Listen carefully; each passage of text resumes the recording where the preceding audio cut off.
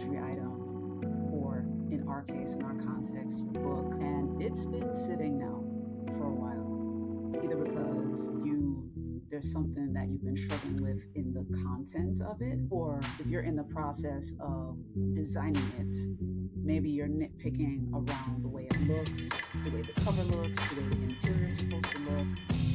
But either way, it's frozen in the process because you have been nitpicking away in a very detailed way, or just reiterating because it's not quite hitting the way you envisioned it to hit, and you want your book to match your book. Today, I want to talk about the one differentiator between what is happening right now and what can set you free to move the needle forward and finally get the book completed. Let us help you get this book done. Today I'm talking about the difference between perfection and excellence. So if you haven't yet, if you're interested in this, be sure to like this video right now, subscribe to the channel at Activated Author on YouTube.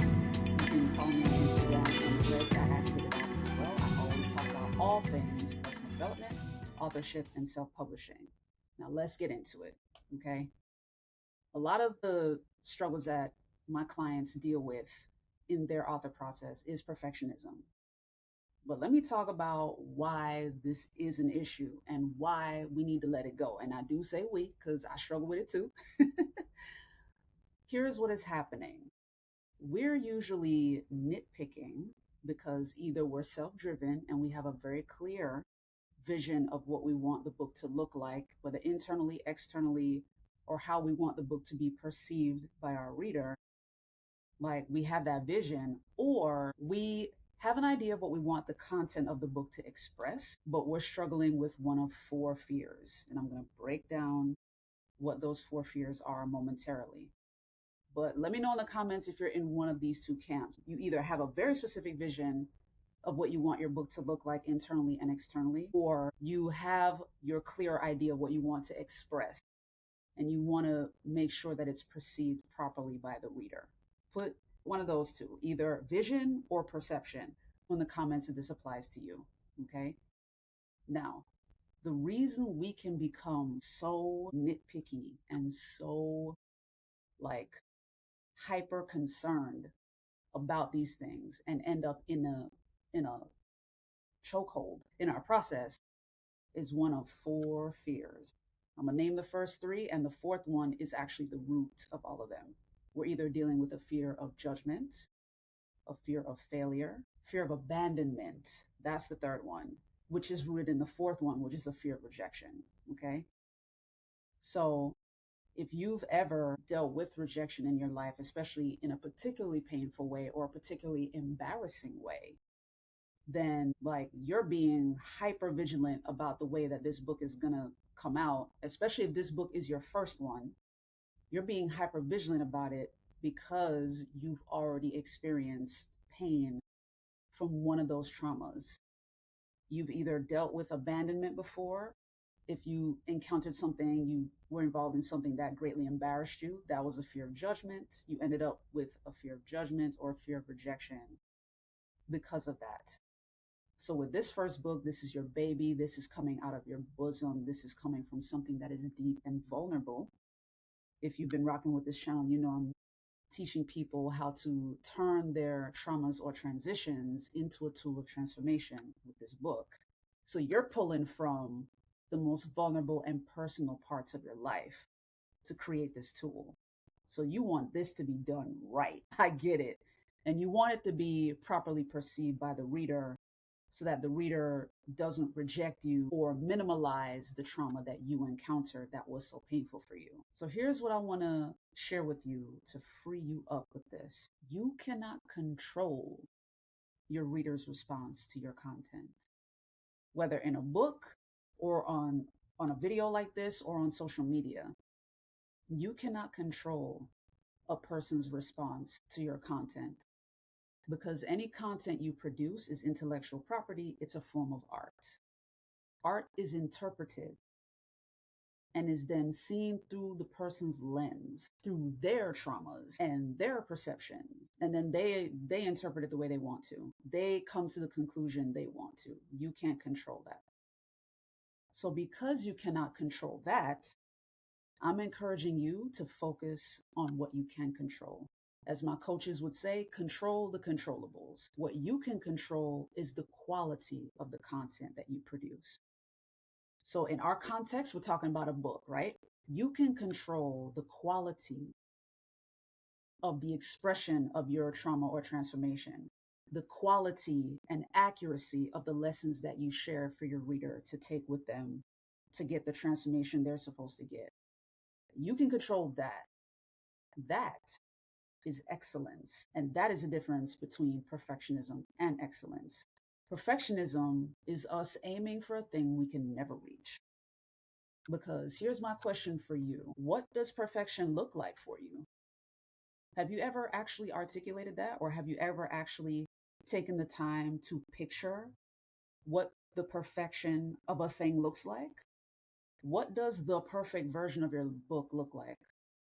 Is it that it is 100% grammar free, that it's a New York Times best-selling book, and that the book causes an emotion for your reader? Like, have you ever taken the time to clearly define what a perfect version of your book would look like?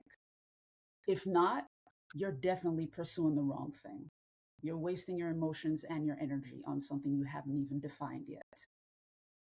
Let's stop doing that. Respectfully, lovingly. I'm the procrastination bully, so you already know. I'm lovingly bullying you, right? Let's stop doing that. If we haven't even defined what the perfection is supposed to look like, we're wasting our time, straight up and down. We're wasting our time. Therefore, do one of two things. Either put down the perfectionism because you haven't defined what perfection looks like, or clearly define what the end result should be for your book and pursue the end result by that very specific definition. If you want your book to be a New York Times best-selling book, research everything that it takes for a book to become a New York Times bestseller. And I promise you, it is a science. There are very specific things that are necessary to make that list. And even when you do the very specific things, even that, the final outcome of being included on the list, you still can't control that because the New York Times bestselling list is editorial. The editorial team chooses which books they want to include on the list. So if for whatever reason they don't like you as an author, maybe you said something that goes against the New York Times, or you said something that just offended them, or you said something that offends them politically, whatever, it's editorial. They get to choose. It's their prerogative which books get included on the list. It is not only the numbers that your book produces in sales. That's required. Like for your book to even be considered, the numbers are required on a national scale across multiple distribution options. And I do a video on that. Go back to episode 90 of the podcast where I talk about taking your book wide distribution. Okay. So again, even if that's your goal, control the controllables. Since your goal is to make a New York Times bestseller list, research all of the actions that are required for your book to even be in the conversation and aim for that. Because here's the thing, you can be an author who makes all of the other lists except that one.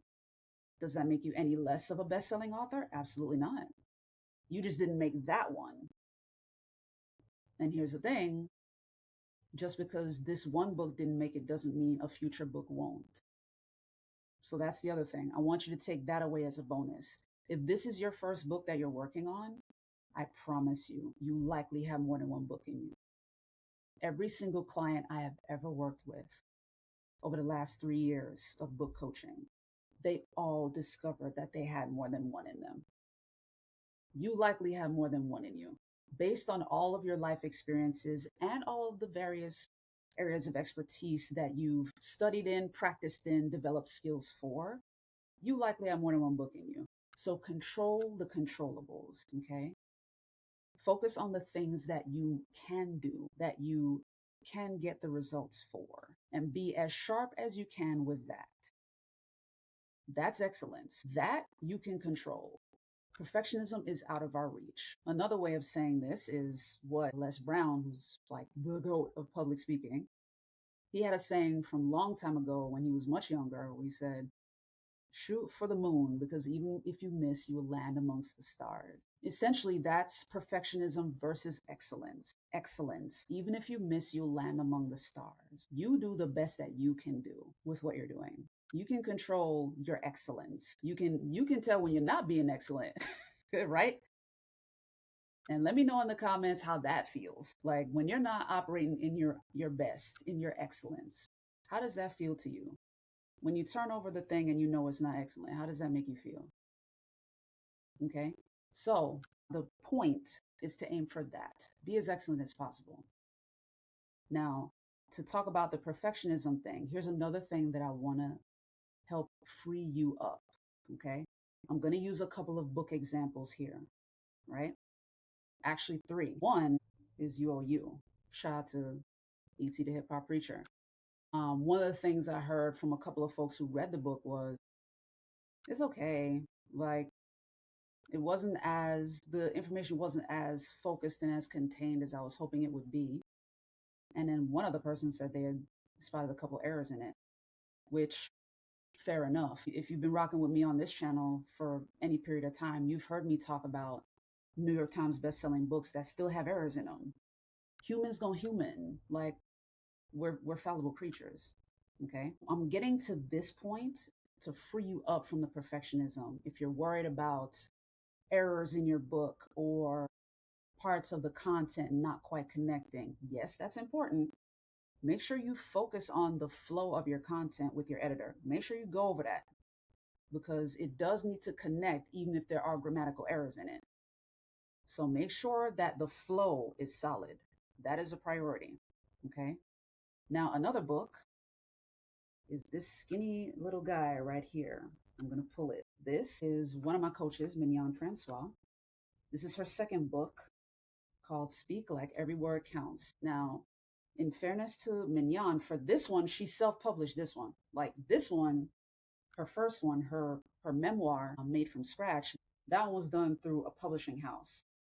This one, very evidently, was self-published. Let me show you some. There are formatting errors in here. Okay. You see a number on the blank page and a number on this page, and both numbers are the same number. Okay. And many of us who purchased the book also noticed something else as we were reading it. Some might see it as a style thing, like it might be something unique, but take a look. The page numbers are in the spine, not on the outer edges. So this is a formatting error. But can I tell you something? Can I tell you something? Because of who Mignon is, and because of how earnestly and excellently she pours into people, because of the power with which she coaches and the power with which she ministers, because this woman knows her word, she can pray, and she knows how to uplift people. Because she is excellent at what she does, that book, even with the formatting errors I showed you, sold thousands of copies. People had no problem ordering that book because of who it came from and because of the excellence with which she serves. Here's another example. Shout out to my coach, Myron Golden. He recommended this book, The 16 Word Sales Letter, for those of us who are making offers and who want to increase the offers that we make and improve our conversion rates. Like make offers that are as effective as possible. The person who wrote this, Ivaldo Albuquerque, shout out to him. This man came up to the United States as a Brazilian and spoke very little English and went on to be one of the top copywriters at Agora. And Agora is a company, Agora Publishing, I believe is the name, is a company that specializes in sales letters. Like that is what they do. Newsletters. Sales letters and newsletters. So direct sales, copywriting. Okay. He went on to be one of their top highest producing copywriters. As someone who first came to the United States and can only speak 5 words English. This is a book, very evidently self-published. This was not done through a major publishing house. I'm going to show you the inside. As someone who has created books for people, like as an author coach, I can promise you, this is the minimum viable product. Okay. If you look at this versus like a publishing house book, the formatting will look very different. Since I have trained in copywriting, I recognize the writing style in here. This book is essentially a sales letter. And the book is appropriately called the 16-word sales letter. Obviously, the book itself is more than 16 words, but the book reads like a sales letter. It doesn't read like a book. And yet, this book, which is self published with minimal formatting, runs for $40 on Amazon if you want to buy it because of the excellence of the content. Ivaldo trained in copywriting for 10 years before he became the top performer at Agora Publishing.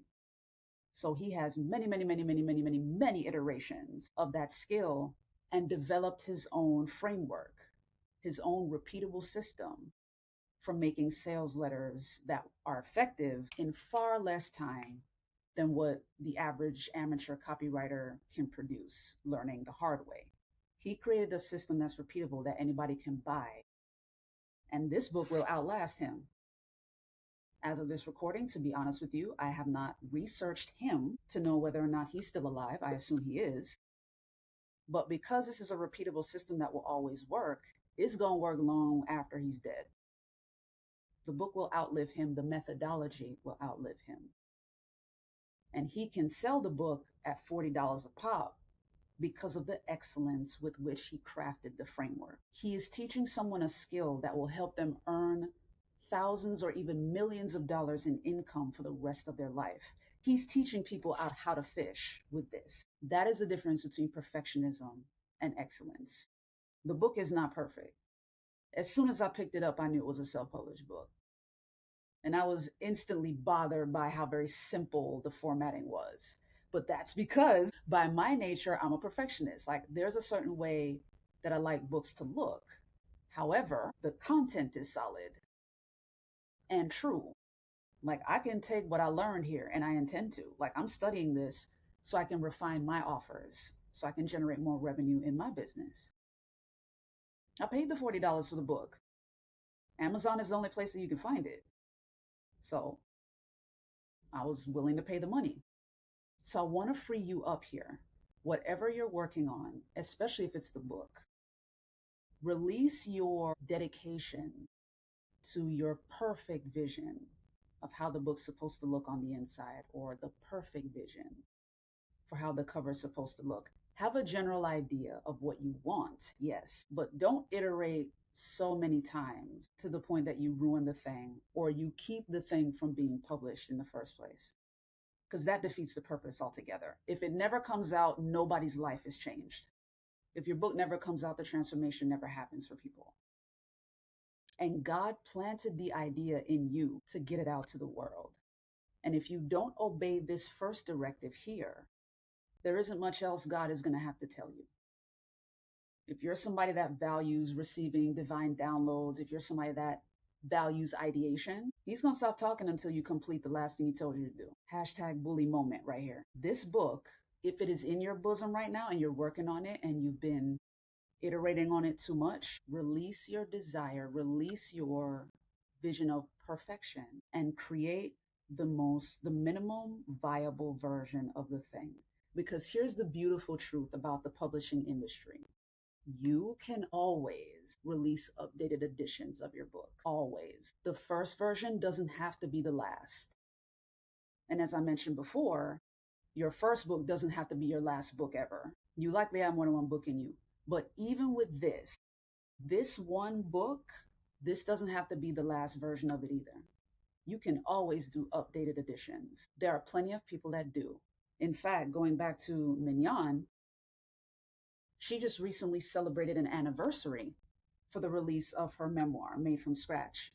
If I'm not mistaken, it's the 15th anniversary of that book's release. And she's doing something special in honor of that anniversary. So there you go. Like you can always release updated editions of your book. But the goal, though, is to serve your target reader. And if they don't get what they need from you, they'll do their best to find it from other authors. But here's the thing, you might be wired in the way that your reader is wired. And you might speak to your reader in the way that specifically resonates with them. If they don't hear from you, they're missing the solution they need. Like, for me personally, that was one of the, to the point about perfectionism, this was one of the things I had to release. I'm somebody that's very detail oriented. I am very methodical in my pace. I don't work quickly. That's not, that ain't my ministry. As my coach Lisa A. Smith would say, that's not my ministry. And that is okay. There is a certain group of people that my voice resonates with, that my cadence resonates with, that my specificity and teaching style resonates with. And those are the people that are drawn to me. Those are the people that get the transformation that they need from me. Author Activation Weekend this year, 7 of us attended. There are a few of us now with books out or books coming out. So Jessica Holly, she just released a book. It wasn't the book she worked on this year, but she had worked on it from before, and she had hired me as her editor, and the book is now out. I just had JR on a couple weeks ago, or last week, I believe, on a Thursday Live, because his book, which he did work on during the Author Activation Weekend in April this year, is now out. His book is physically out. Actually, it's back here. Let me show it to you. And I celebrated with him. We celebrated on the live stream, but it is incredibly exciting as his coach to be able to hold his book in my hand, like to know that this thing is completed. And he said when he had dropped the title and the back cover blurb, that alone resonated with people before they ever opened the pages of the book. And can I tell you something? That man was able to generate many pre-orders of his book before anybody ever saw the inside of the book. Let me tell y'all something. This is very evidently self-published, and it is the minimum viable version of his book. You see that? The font is not overly big. It can be bigger, and I helped him with this. But we created for him a minimum viable version of his book. JR has the peace of mind and knows that he can re-release this book whenever he wants to. Updated editions abound. He has that option. But for now, he has a tool for transformation that's available, and he is already pursuing opportunities to speak in schools. And he already has two already. So this is someone who is a brand new author, has been a coach for a while, and is now about to venture into speaking. So not only does he have one revenue source, which is the book itself, that's passive income for him now. He has acquired the skill of authorship, which he can carry for the rest of his life. I just taught someone how to fish. He can carry that for the rest of his life. And now that he has a book, that opened a brand new revenue avenue for him, which is speaking. And this is why I do what I do. This is why I am your hashtag author bestie and the procrastination bully at the same time. Both are necessary to get your book through the finish line and out into the hands of your target reader that is dying to hear from you. In some cases, literally. Some of the most popular books that are sold are health books. Why? Because people have their health struggles, and books are tools of credibility because it shows that you exhibited excellence, diligence, and research in the content that you put out. So they're researching and borrowing from your diligence and your excellence and your research for the transformation that they need. You nitpicking at this thing is keeping it from them. You're essentially robbing your reader right now. And I'm eating my own cooking, okay? I'm sharing this with myself as much as I'm sharing it with you. I have encountered this in my own book. Mine is dropping August 1st, and stay tuned on an announcement for a launch party there, a virtual one. But yeah, make sure you subscribe on YouTube at Activated Author. Instagram and Threads, follow me there at Activated Author for more details.